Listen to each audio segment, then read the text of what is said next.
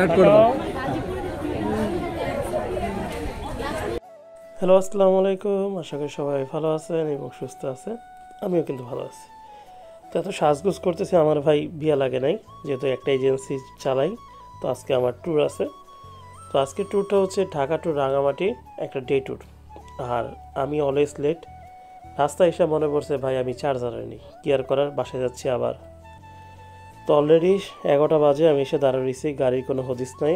Already বৃষ্টি শুরু হয়ে গেছে। অবশেষে রাঙামাটি যাওয়ার রাস্তায় পথের আজান গাড়ি আসার কোনো হদিস নেই। তো নামাজ পড়ার জন্য আমরা এখানে বিরতি দিয়েছিলাম। নামাজ শেষে আপনাদের দেখানোর উদ্দেশ্যে আমি আবার ভিতরে ভিডিওটা করতে চাইতেছি। তো আমাদের ট্যুরের সবচেয়ে বড় একটা দিক কি, আমাদের নামাজ আগে আমাদের কাছে। ভাই বাঁচবেন কয়দিন, কিছু ভালো কাজ করেই তো যাই। তো ফজরে আজান হইলে আমরা আমাদের যাত্রীদের জন্য একটা ব্রেক দেই নামাজের জন্য। তো এইটা ছিল হচ্ছে মসজিদের ভিতরে অংশটুকু, আপনাদের একটু ঘুরে দেখাইলাম। তো এখন আমরা রাঙামাটির রাস্তায় ঢুকবো। আসলে এই রাস্তায় কথা না বললে একটু ফিল নেন, আমি সামনে ছিলাম, আমার অবস্থা কী হয়েছিল আমি জানি।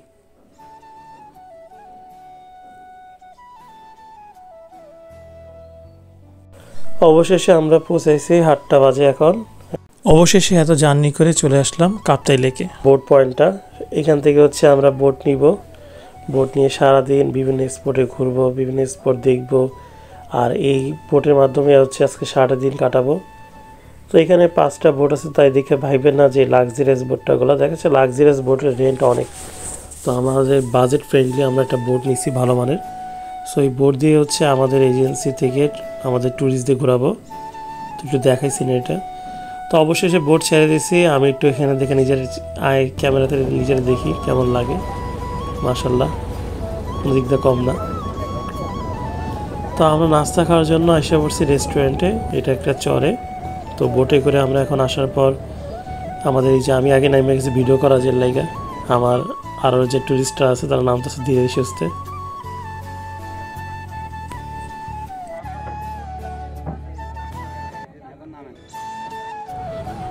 আমরা এখন নাস্তা খেতে যাচ্ছি। আমরা বোট দিয়ে আসা শেষ, এখন আমরা নাস্তা খেতে যাব। নাস্তা খেয়ে এখান থেকে আবার আমরা চলে যাব বোটে করে। আমাদের যে স্পটগুলো আছে সেই স্পটগুলো এই বোটে করে আমরা দেখব। তো আমাদের পিছনে হচ্ছে সেই রেস্টুরেন্ট যেখানে সব ট্যুর এজেন্সি বেশিরভাগ তাদের গেস্টদের নিয়ে এখানেই আসে সকালের নাস্তা এবং দুপুরের খাবারের জন্য। তো আমরাও আসছি আজকে আমাদের গেস্টদেরকে এইখানে আমরা সকালের নাস্তা এবং দুপুরে লাঞ্চ করাবো। পরিবেশটা বলতে গেলে মাশাআল্লাহ অনেক সুন্দর।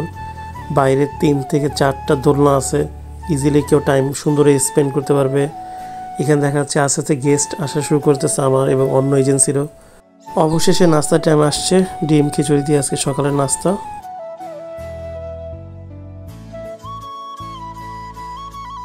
আমরা এখন নাস্তা শেষ করে আসছি এখন ট্রলারের উপরে। এখান থেকে আমরা যাব সামনের দিকে স্পটগুলোতে। তো ট্রলারে উঠবো, ট্রলারের থেকে হচ্ছে এখানে উপর থেকে আমাদের ভিউটা দেখাই। এখান থেকে আমরা থেকে সাধারণত হচ্ছে আমাদের যে জার্নিটা শুরু করতেছি।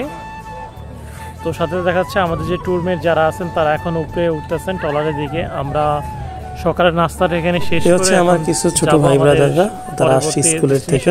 তো তারাও মজা করতেছে, ঘুরতেছে ফিরতেছে, কেউ গান গাচ্ছে, কেউ বা ইয়া করতেছে।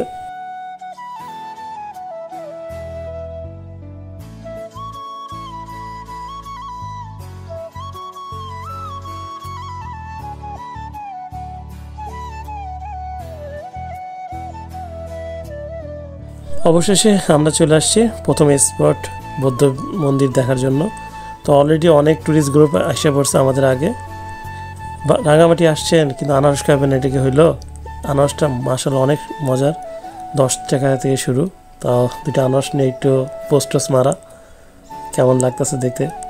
আসলে আনারসটা এত মজা বলার মতো না, আমি তো 4টা খাই রয়েছি এক লগে। এই হচ্ছে মার্কেটে কিছু দোকান, আমি যদি আপনাদের দেখাই এই দোকানগুলো মাশাআল্লাহ তাদের হাতের কাজ খুব সুন্দর এবং রিজনেবল প্রাইসও আছে। আবার কিছু কিছু দোকানে দামও আছে, আপনি আসলে যত বার্গেনিং করতে পারেন তত ভালো, কিন্তু কাপড়গুলো টেকসই।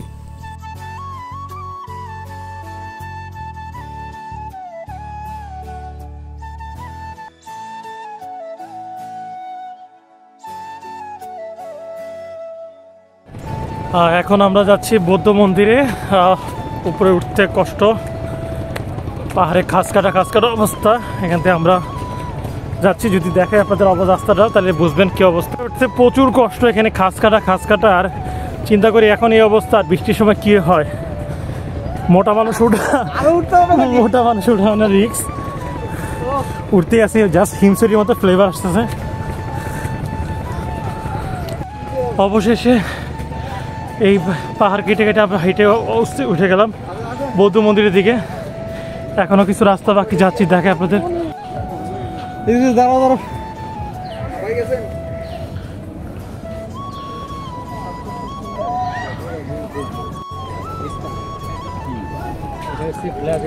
আমরা এই পাহাড়ের উপর উঠছি, এখন আবার বৌদ্ধ মন্দির বলে আরো নিচে। তো নিচের দিকে যাচ্ছি, যদি রাস্তাটা আপনাদের একটু দেখাই, দেখেন কি অবস্থা রাস্তার। এখানে যদি একটা স্লিপ খান বৃষ্টির সময়, তা কী অবস্থা হবে চিন্তা করার মতো। তো এখানে টঙের দোকান আছে আপনার মারমাদের, তবে দেখলে একটা ভালোই ভাইব পাবেন, তো অন্যরকম। আর এখানে আপনার বিভিন্ন দোকান আছে, বিভিন্ন রকম জিনিস পাওয়া যায়। এখানে কোনো ফটোগ্রাফারের ঝামেলা নাই, তো সেদিকে আপনার ইনফুল থাকবেন।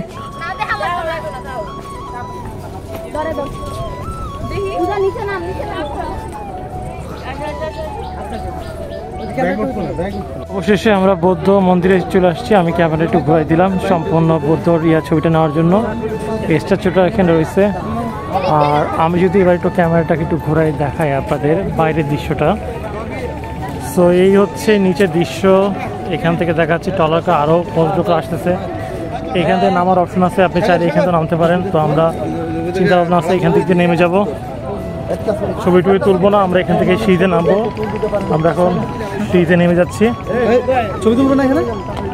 যদি দেখে এই সেই বৌদ্ধ মন্দির, যেই মন্দিরে ওঠার জন্য আমাদের হাত পার অবস্থা খুব খারাপ। হাতের অবস্থা জানি না, পায়ের অবস্থা খুব খারাপ। পায়ের অবস্থা অনেক বাজে অবস্থা। এখন আমি যদি একটু দেখাই, নিচ থেকে অসংখ্য পর্যটক ছবি তুলতেছে। আমি যদি একটু নিচের দিকে দেখাই, এই সাইড দিয়ে ভাই অন্য কিছু দেখাইছে সেটা দেখেন না, নিচের দিকে যদি দেখাই এখানে কত যাত্রী আসতেছে পর্যটক। অনুভূতি কেমন এই বৌদ্ধ মন্দিরে উঠে? আসলে অনুভূতিটা বরাবরের মতো না, কারণ প্রথমে একটা আকর্ষণ ছিল যে বৌদ্ধ মন্দিরে হয়তো কিছু আছে ভালো, কিন্তু এখানে একটা বৌদ্ধ মূর্তি ছাড়া কিছু দেখলাম না। ঠিক আছে, জায়গা প্লেসটা ভালো, কিন্তু কথা হচ্ছে উপর তো অনেক উপরে, কিন্তু উঠতে অনেক পাহাড়ি যে ভিউটা, এটা দেখতে অনেক সুন্দর। বৌদ্ধ মন্দিরে আসলে আপনি বৌদ্ধ মন্দির থেকে আবার এই পাশটা দেখলে ভিউটা খুব সুন্দর হবে, অনেক সুন্দর। আর একটু মানে পায়ের ব্যায়াম হবে, এটাই হচ্ছে আসল কথা। পায়ের ব্যায়াম বলতে কি বোঝা যাচ্ছে? পায়ের ব্যায়াম বলতে এক্সারসাইজ, এই যে উঠবেন, পায়ের একটা প্রেসার পড়বে, রক্ত সঞ্চালন বেশি। রাস্তাঘাটে কোনো সমস্যা না, রাস্তাঘাটে সমস্যা নাই। এটা তো পাহাড় কেটে বানানো সিঁড়ি অনুযায়ী, তো সেই ক্ষেত্রে দেখা যাচ্ছে একটু প্রেসার পড়বে পায়ের উপরে, বাট কোনো সমস্যা নেই। ঘুরতে আসলে এটাই এনজয়। তো এই ছিল হচ্ছে বৌদ্ধ মন্দিরে হচ্ছে আসলে সঠিক যে কথা, যে বৌদ্ধ মন্দিরে আসলে কিছু আছে কি না। আসলে বৌদ্ধ মন্দিরে বলতে গেলে কিছুই নাই। রাস্তাঘাটের অবস্থা, পাহাড় কেটে যেহেতু রাস্তা বানাইছে, আমরা যাচ্ছি। আমরা এখন নিচে যাব বোটে করে, এবার পরের টুরিস্ট প্লেসগুলোতে যাচ্ছি।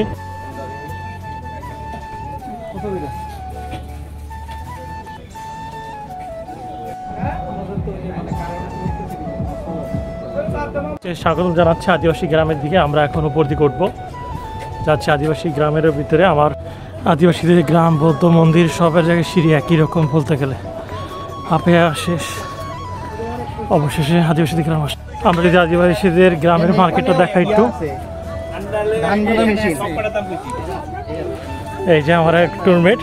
কি অবস্থা ভাই, কেমন লাগছে? জি আলহামদুলিল্লাহ, খুবই ভালো লাগতেছে। ক্লান্ত লাগে না? ক্লান্ত লাগলেও ভালো লাগতেছে।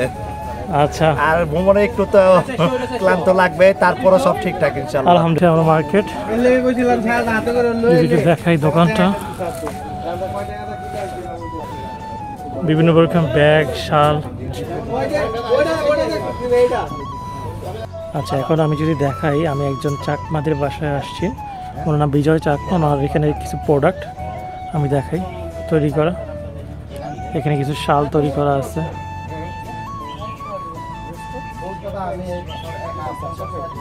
এখান থেকে যদি আমি দেখি কিছু জিনিস, এখান থেকে হচ্ছে যদি যাই, আসলে কিছু কিছু জিনিস টাকা দিয়ে কেনা যায় না, তার মধ্যে হচ্ছে আপনার সময়, মুহূর্তগুলো।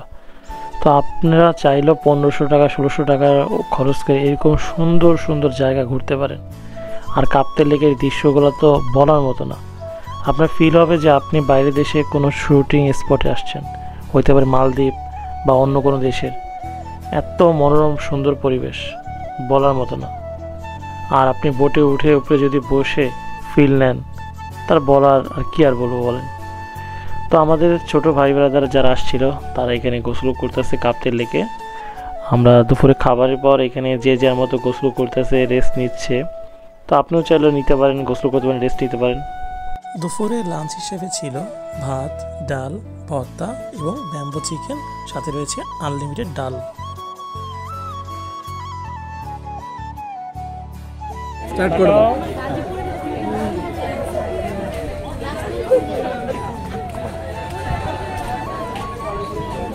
দেখছো তাকাই আছে কার দিকে দেখেন? আরে কার দিকে না, তুমি বোঝো না। আমার দিকে আরে তুমি বোঝো না, আমি ওর ক্যামেরা এই দেখেন। ওই তুমি ক্যামেরা পিছনে চলে দেখেন।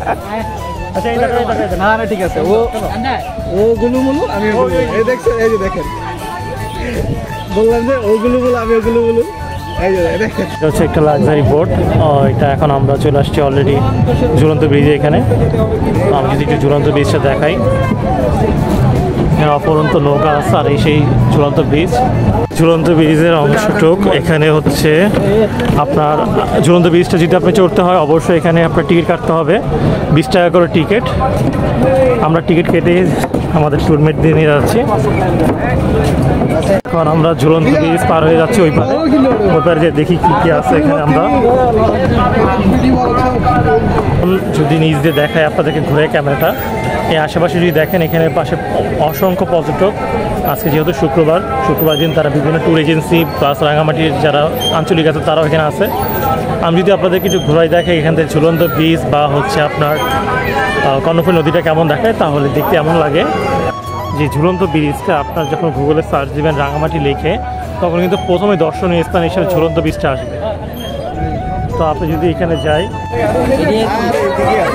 আমি যদি আপনাকে উপরের দিকে মার্কেটটাকে দেখাই, এখানে একটা মার্কেট আছে।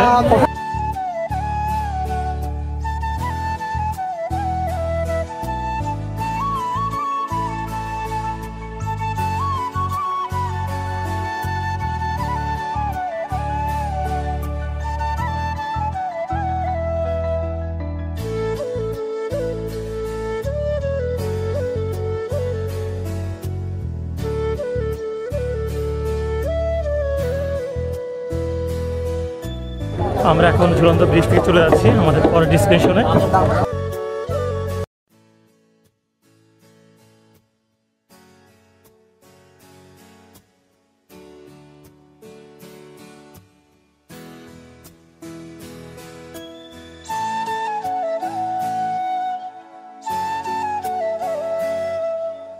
এই ছিল রাঙামাটি ট্যুরের শেষ স্পট পাওয়ার লেক। এখানে আমাদের ট্যুরটা সমাপ্ত হয়।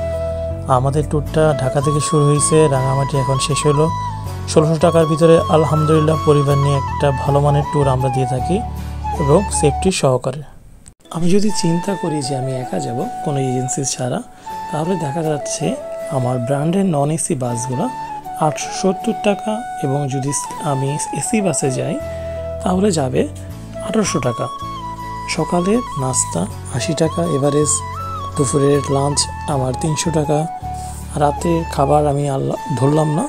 আমি যে আবার ঢাকায় ব্যাক করবো রাত্রিবেলা, সেইখানেও 870 টাকা, বা এসি হলে আমার হচ্ছে 1800 টাকা। এইখানে কিন্তু আমি একবারও আমি যে ঘুরবো, যে সারাদিন কাপ্তাই লেকে ঘুরবো এবং আমি যখন ঝুলন্ত ব্রিজে উঠবো 20 টাকা যে আমার খরচ, সেটা ধরা বাদে। দেখাচ্ছে এজেন্সি বাদে আসলে আমার যাওয়া আসা নন এসি বাসে 2 বেলা খাবার সহ আমার খরচ পড়তেছে 2120 টাকা। অন্যদিকে যদি আমি ট্রাভেল এজেন্সির সাথে আসি, সেই ট্যুরটা আমি 1600 টাকায় করতে পারি এবং রাতের খাবারের জন্য আমি এভারেজ 200 টাকা ধরলাম, তাহলে সম্পূর্ণ ট্যুরটা আমি চাইলে 1800 টাকায় ক্লিয়ার করতে পারি।